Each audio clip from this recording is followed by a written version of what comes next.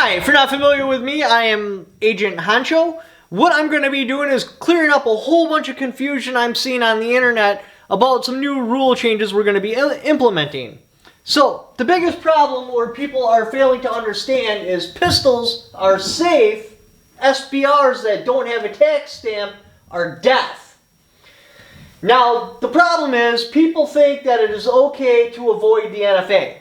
And I don't think they're fully understanding what's going on here. Yes, we put out a questionnaire, but that's just lip service to the ladies and gentlemen of the jury. What really matters here, are you or are you not circumventing the NFA? I brought a couple of samples that I can use here to help you understand what exactly that entails. Sample number 1, this is a pistol.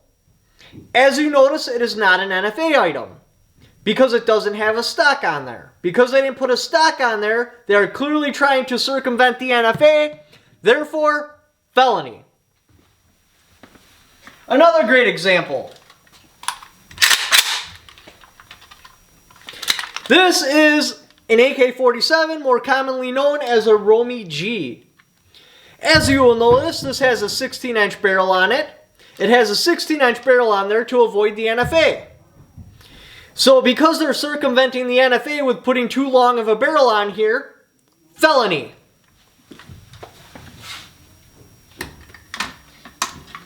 Because you got to remember, the core goal here is to have a registration. Because we can't legally register firearms or have a registration for firearms, but we can have a registration for NFA items, ultimately what we are trying to do is make all weapons NFA weapons, therefore all weapons are tracked, fall under heavy scrutiny, therefore we can keep you safe. Because that's the whole goal. We need to keep you safe. You are not safe enough by yourself, clearly, because you're actively avoiding the NFA by going with rifles with too long of a barrel or not putting stocks on your pistols. Therefore, we need to step in so everybody can enjoy safety together. Now, if you think we're doing this maliciously or something like that, I'm going to have Officer Mavis explain exactly how, in the past, we have kept you safe and done things for the greater good. So, let's call up Mavis real quick, and he'll explain it all. Officer Mavis, I'm glad I caught you before your lunch. I was actually explaining to the on-subs exactly what the government does that's for your safety, like positive things we have done. And you're more of an expert on the topic because you're more in the ground floor. So don't worry, I already notified your superior. You are good to go. You can talk free. Okay, so first off, I would say one of the things that we've done, just because we care so much, is I'll give an example like this. We're taking care of your teeth by taking care of your water. We weren't sure where to put all the aluminum runoff, so we made sure that we treated all of your water with fluoride, just to make sure that your teeth are protected and that you only have a slight chemical intake on a daily basis. You're welcome. Yes. See, there we go. There is a perfect example. You are welcome. Absolutely. Now, you may have grievances about these rule changes because you are on subs and therefore you want to avoid the NFA, which makes you a felon. So, let's talk about the grievances because I understand, people may say you don't have the authority to regulate accessories, or the ATF as a whole is unconstitutional, or the NFA is unconstitutional. Well, there's a comment period. I strongly recommend, and we have a couple of sleeper agents out there that help enforce this idea to keep you safe, that you do not comment on this period.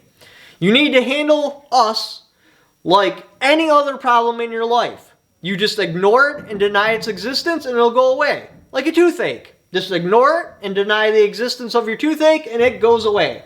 So definitely stay in your house, lock yourself in a room, and we will come collect. We will not come collect you when we find it convenient for us.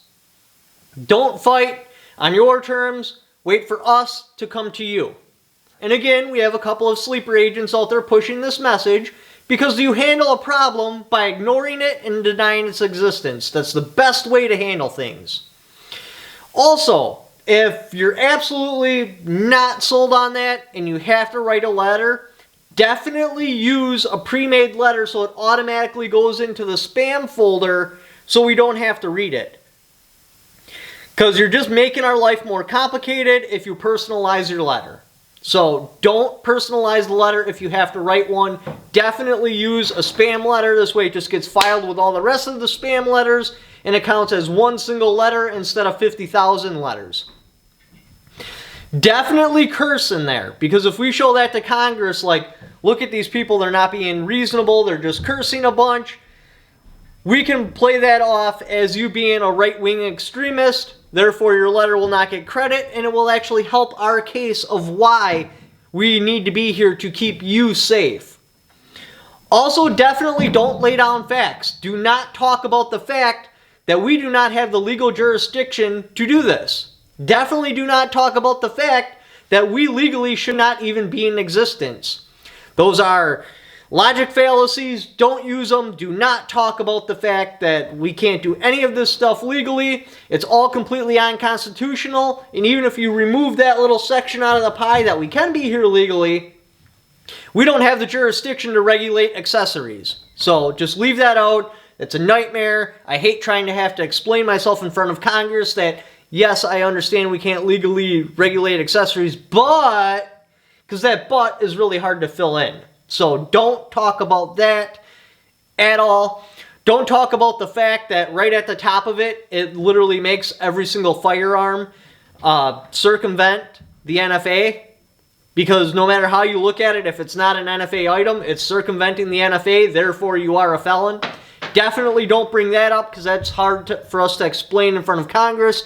And you need to make our jobs easier. This way, we can keep you safe. Because that's our job. We need to keep you safe. So, just to recap, don't write the letter. Treat the ATF like any other problem in your life and completely ignore it and deny its existence. That is the best way to handle this. That is the most effective way for us to do our job if we don't have to answer to you. And if you write the letter, it's probably going in front of Congress, and then we got to answer to Congress. Therefore, that equals less safety.